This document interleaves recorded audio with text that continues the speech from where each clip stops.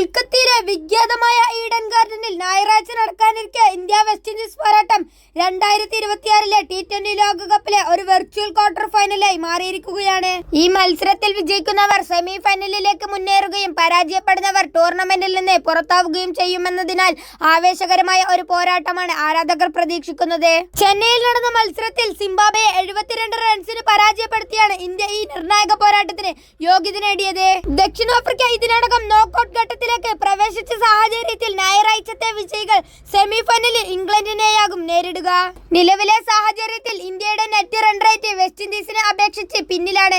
സിംബാബ്വെക്കെതിരെ വലിയ വിജയം നേടിയതാണ് വിൻഡീസിന് കരുത്തായത്. ഒരുപക്ഷെ മഴ മൂലം മത്സരം ഉപേക്ഷിക്കേണ്ടി വന്നാൽ ഇരു ടീമുകൾക്കും ഓരോ പോയിന്റ് വീതം ലഭിക്കും. അങ്ങനെ വന്നാൽ സൂപ്പർ 8-ലെ 3 മത്സരങ്ങളിൽ നിന്ന് 2 ടീമുകൾക്ക് 3 പോയിന്റുകൾ വീതം ലഭിക്കുക.